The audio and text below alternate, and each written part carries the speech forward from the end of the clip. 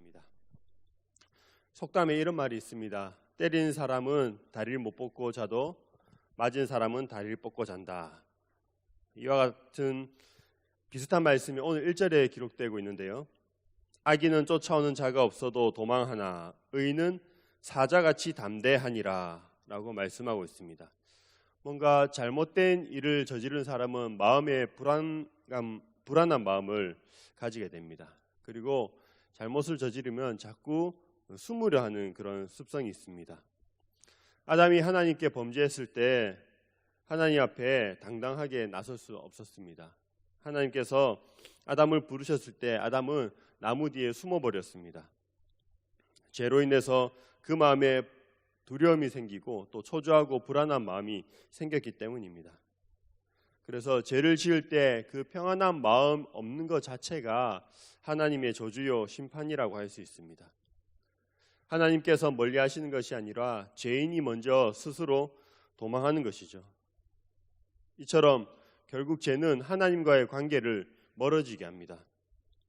또한 죄는 사람과의 관계에서도 불안한 그런 마음을 느끼게 하고 두려움을 갖게 합니다. 아담의 아들이었던 가인이 그 아우 아벨을 죽이고 난 뒤에 불안감에 떨어야 했습니다. 다른 사람이 자신을 보복할까 두려워서 불안해했습니다. 그래서 결국 가인은 함께하던 그 공동체 부모님의 곁을 떠나야 했습니다. 죄로 인해서 사람과의 그런 사이도 단절이 된 것입니다. 가끔 교회에 오랫동안 나오지 않는 청년들의 이야기를 들어보면 다시 교회에 가려고 해도 사람들 보기가 좀 미안한 마음이 들어서 못 가겠다라는 말을 들을 때가 있습니다. 그럴 때마다 그런 거 전혀 신경 쓰지 말라고 괜찮다고 말해도 교회에 다시 나오기보다 계속 숨으려고 하고 연락을 피하려고 하는 모습을 보이게 됩니다. 사랑하는 성도 여러분, 죄는 우리를 하나님으로부터 도망다니게 만들지만 그럼에도 불구하고 하나님 앞에 담대히 나갈 수 있어야겠습니다. 때로는 뻔뻔하게 해서라도 하나님 앞에 나설 수 있어야 합니다. 왜냐하면 그 자리가 용서의 자리가 되고 돌이킴의 자리가 되기 때문입니다. 사실 우리는 우리의 죄악된 모습으로 인해서 하나님 앞에 떳떳하게 나설 수 없었습니다. 구약 성경에 지성소에 들어가면 그 거룩하신 하나님 앞에 죽임을 당해야 했듯이 죄인은 죽임을 당해야 마땅했습니다. 그런데 그런 우리가 하나님 앞에 담대히 나아갈 수 있도록 길을 열어주신 분이 계시죠. 바로 예수님께서 하나님 앞에 나아가도록 길을 열어주셨습니다. 히브리서 4장 10절은 이렇게 말씀하고 있는데요. 그러므로 우리는 긍휼하심을 받고 때를 따라 돕는 은혜를 얻기 위하여 은혜의 보좌 앞에 담대히 나아갈 것이니라. 오늘 1절 말씀에도 의인은 사자같이 담대하니라 라고 이렇게 말씀하고 있습니다. 죄인된 우리가 그런 두려움과 불안함을 벗어버리고 하나님 앞에 담대히 나아갈 수 있는 이유가 무엇입니까? 우리는 예수 그리스도로 말미암아 의의 옷을 입었기 때문입니다. 예수님의 의가 우리에게 전가되었기 때문에 죄인이지만 의인이라 칭함을 받아 우리는 하나님 앞에 담대히 나아갈 수 있습니다. 13절에서는 이렇게 말씀하고 있습니다. 자기의 죄를 숨기는 자는 형통하지 못하나 죄를 자복하고 버리는 자는 불쌍히 여김을 받으리라. 우리가 죄를 자꾸 숨기는 이유는 그 죄 가운데에 부끄러움과 수치가 있기 때문입니다. 하지만 죄를 숨긴다고 해서 그 죄가 없어지진 않습니다. 그대로 계속 간직하고 있을 뿐입니다. 죄가 없어지지 않는 이유는 우리의 힘으로는 그 죄를 없앨 수 없기 때문입니다. 그래서 죄는 드러내야 합니다. 가톨릭에서는 고해 성사를 통해서 자신의 죄를 그 성직자 앞에 고백하도록 만들지만 그것도 옳은 방법은 아닙니다. 그것으로는 죄가 사라지지 않기 때문입니다. 우리의 죄를 용서해 줄 수 있는 사람은 성직자가 아닙니다. 하나님만이 우리를 불쌍히 여기셔서 용서하실 수 있으십니다. 따라서 자신이 지은 죄로 인해서 나 같은 사람 참 하나님께 기도할 자격도 없는 사람이야 라고 그런 생각이 들지라도 예수님을 믿는 우리는 어떠한 경우라도 은혜의 보좌 앞에 담대히 나아갈 수 있어야겠습니다. 때로는 뻔뻔하게라도 하나님께서 긍휼을 베푸실 것을 기대하며 주님 앞에 나아가야 합니다. 왜냐하면 그게 우리가 살 유일한 길이기 때문입니다. 2절에선 나라는 죄가 있으면 주관자가 많아져도 명철과 지식 있는 사람으로 말미암아 장구하게 되느니라 라고 이렇게 말씀을 하고 있습니다. 이 말씀은 어떤 나라에 반란이 많이 일어나서 주권자가 많아져도 명철과 지식 있는 사람으로 인해 나라가 오래 지속된다라고 이렇게 해석할 수 있습니다. 여러분, 실제로 성경의 그 북이스라엘의 역사를 살펴보면 남유다에 비해서 왕이 자주 바뀌는 것을 볼 수 있습니다. 북이스라엘의 악한 왕이었던 여로보암 왕이 22년간 통치를 했는데요. 그 뒤에 나오는 왕들은 굉장히 짧은 기간 통치를 했습니다. 나답 왕은 2년을 통치하고요. 그 뒤에 이스라엘 계속해서 반란이 일어나면서 왕조가 바뀌게 됩니다.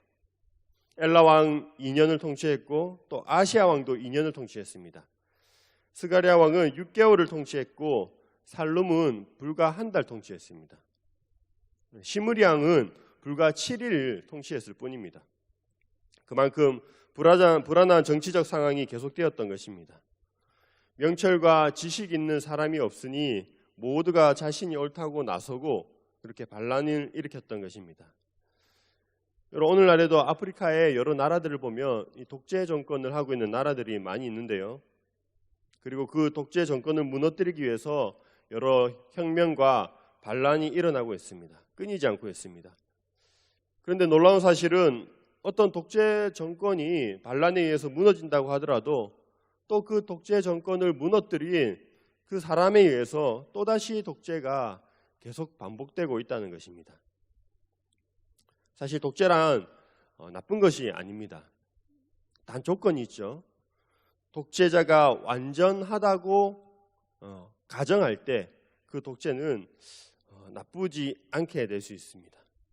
독재자가 완전하다면 그 나라가 영원히 유지될 수 있다는 것이죠. 이 세상의 사람들은 누군가 영웅이 나타나면 그 사람으로 인해서 모든 것이 해결될 것으로 기대하고 있습니다. 하지만 우리가 경험해 보아서 알지만 새로운 정치적 인물이 등장하지만 어김없이 실망하게 됩니다. 왜냐하면 세상에는 완벽한 사람이 한 사람도 없기 때문입니다. 그렇다면 영원한 나라는 어떻게 하면 가능하겠습니까? 누군가에 의해 변하지 않는 그런 온전한 모습으로 다스림을 받을 때 나라가 영원할 수 있습니다. 그렇기 때문에 영원한 나라는 하나님 나라밖에 없습니다. 하나님께서 통치하고 다스리시는 하나님의 나라만이 유일한 영원한 나라입니다. 하나님께서는 완전하시기 때문입니다. 따라서 우리가 기대하고 기댈 곳은 바로 하나님이 다스리시는 하나님 나라입니다. 우리가 의지할 대상은 세상의 주관자가 아니라 바로 하나님이십니다. 오늘 본문에서 가난한 사람에 대한 말씀도 여러 번 등장하고 있는데요. 3절에서는 가난한 자를 학대하는 가난한 자는 곡식을 남기지 아니하는 포구 같으니라 라고 말씀하고 있습니다. 가난한 사람이 가난한 사람을 잘 도울 것 같지만 그렇지 않은 경우도 있다는 것이죠. 가난한 자가 가난한 자를 학대하는 이유는 가난한 사람은 힘이 없기 때문입니다.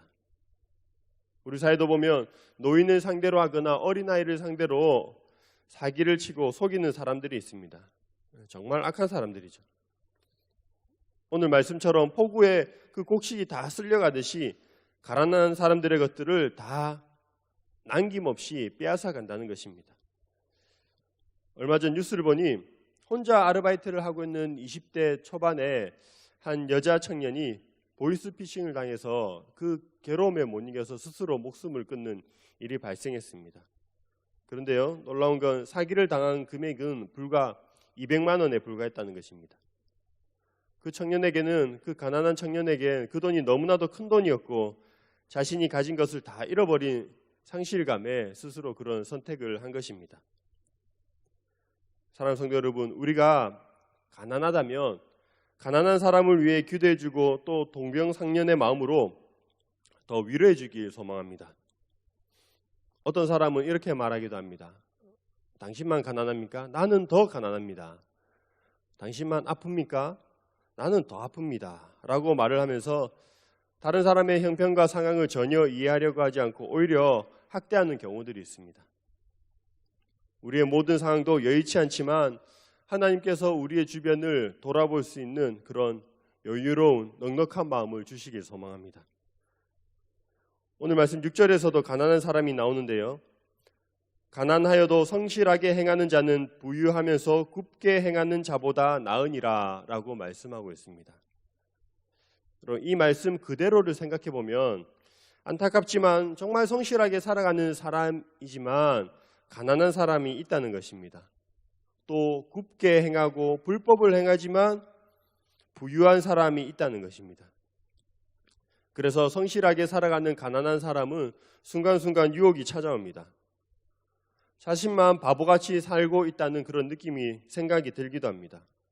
그냥 눈 한번 딱 감고 행동하면 더 많은 이익을 얻을 수 있을 것 같은 그런 생각이 들 때도 있습니다.